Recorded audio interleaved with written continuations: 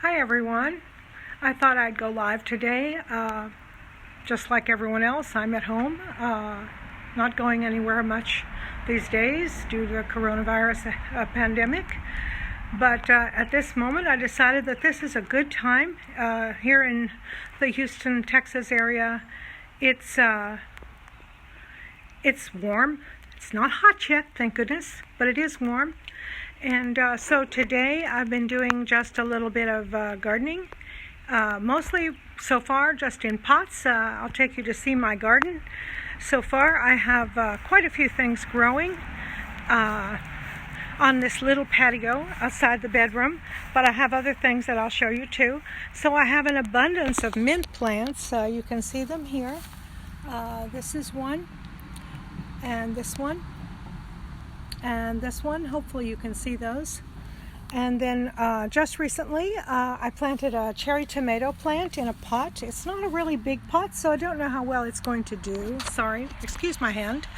But here it is. Let's see if you can see it. Yeah, there it is, see? And also a rosemary. I really like to have rosemary when I roast chicken, and I like to roast a lot of chicken. I have a flower. There's a begonia here. That's not the begonia. There's the begonia. Can you see? I can't see it. Goodness, I'm not good at this. There it is. It's doing well. That's actually several little plants in a pot. And then I have green garlic here. Lots of that. It's really taken off. Some parsley that's not doing real well. Some oxalis, more for decoration than anything, although I understand it's edible. Basil. Hopefully you can see these things. I don't know. Yeah, basil. Yeah. And then these are onions. And I grew these onions. Very interesting. I planted just the little bottom root part from some green onions that I bought at the grocery. Can you see? Hopefully. Anyway, they've done really well. As you can see, the stalks are really big now. I don't know if you can see that, but hopefully you can. And they're all flowering, lots of flowers, like that. Anyway, so that's what I have growing on the patio right now. And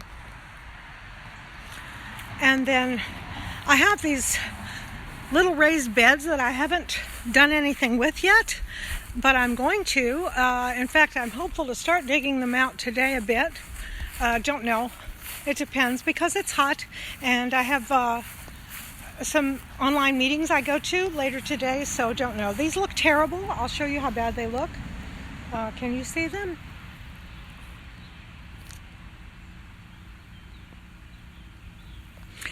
Tomato tips. Hi, Victoria. A few. When you plant your tomato, if you buy a plant, like a little plant, you want to sink it as far down into the dirt as you can. So you want a bigger pot than you would think. Something like, mine is actually not planted deep enough. I'll go back and show you in a moment. This is something I learned sort of after the fact. The last time I grew tomatoes, I've not had really good luck with tomatoes, but I managed to get a few. It was nice. But anyway, I have these semi-raised beds. Oh, that's my dog. See Beth Ann? Hi, Beth Ann. There's Beth Ann. She's walking. There she is. And this is one of the raised beds right here. I've had problems also with ants in my raised beds, but hopefully that's going to be solved this time. But anyway, there's one. And this is the other one, which is in slightly better condition, but not much. However, once I dig them out, can you see these? I can't tell if you can see them because it's so bright out here. Yes, there it is. Okay, so I have two like that, and those are really fun. Yes, I'm going to give you a pointer for tomatoes, and this applies if you're growing them in the ground or in pots. It doesn't matter. It's apparently tomatoes will form roots all along up the stem.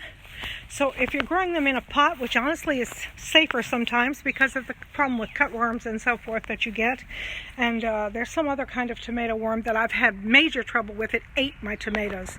Anyway, this one is in this pot, and you can see There's a little nodule here. If I could have sunk this even deeper up to the first set of leaves, that would have been better.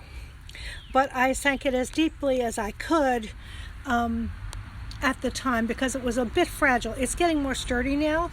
And I don't know if it's possible to anchor it again and have it root from this node here. Don't know. But you want to sink it as far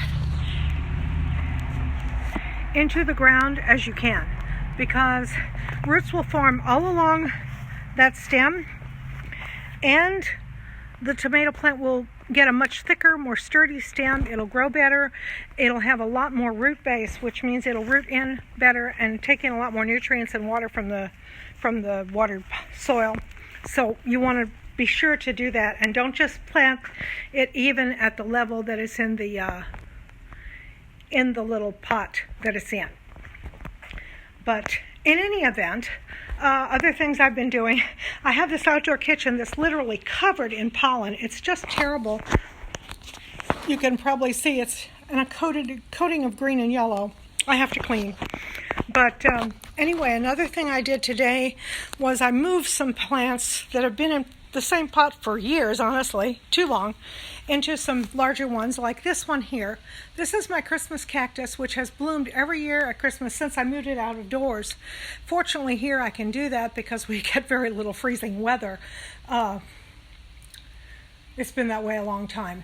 But in any event, this is a Christmas cactus, and I actually inherited this plant from my mother. She had it growing. It was not this big. It was about half this size when I inherited it. When she brought it with her when she moved in with me back in 2005, after Hurricane Katrina, actually before Hurricane Katrina.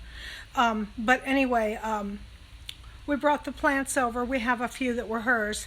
This is one of them, and it's done really well. It makes gorgeous flowers, and I'll try to remember to post a picture of it in flower if I can remember to do that. But anyway, I had to move it. It makes beautiful rose-colored flowers on the ends or at the nodes. But right now it's just putting out new growth. You can see the pink color on the new leaves. And I just love these plants because they're beautiful, but they require 12 hours of darkness for a month. It only works when they're outside. Sorry, that's my phone ringing. That's my daughter. Hopefully she will figure out that I'm on here live and give me a minute.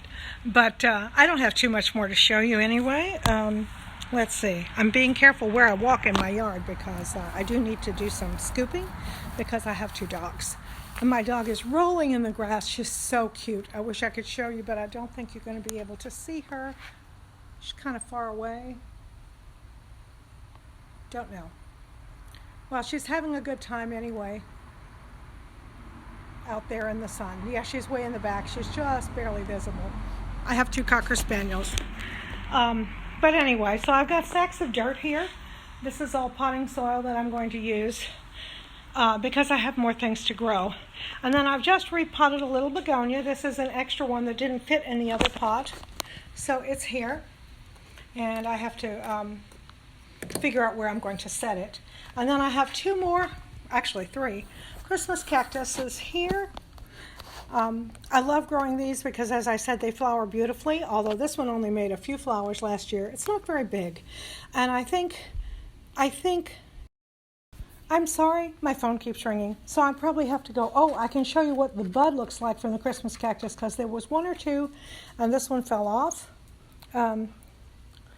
Yeah, they're really pretty when they bloom. It opens up kind of like a fuchsia. It's very lovely. And then this is one little pot of Christmas cacti that I'm growing. Just started with these leaves that fell off or broke off of the other one, and I see here's another. So I'm going to insert these also because I figure this is my best chance. Sometimes they take, and sadly, sometimes they don't. But I'm trying, and hopefully they will. Who knows? Who knows? But going to give it a try and see if I can get them to grow. So I'm just sticking them in. You put the bottom of the leaf in, that's where the roots will form, if they form. And we'll see how that goes. So I still have this aloe that I need to repot, and I'll do that too. And we'll see how that goes. but I haven't done that yet. I might get to it today. Unfortunately, I also have to spend time cleaning up. So that's probably about it for today. I also have something I'll show you next time if you're interested. I have gutter gardens. These are gardens that actually my husband made these for me. This set several years back. There are probably pictures somewhere back on my personal page on Facebook. But here they are, and they're made from gutters, and they're kind of rusty now because they've been here a while, but I'm going to take care of that. And what you do is fill up enough dirt, and you have some holes underneath for drainage. I think you can see those.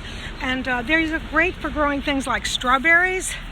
It's getting a little late for that now here, but great for almost anything that hangs, and also for things like lettuce or things that you're going to grow small and pick it before it bolts to seed in this hot weather.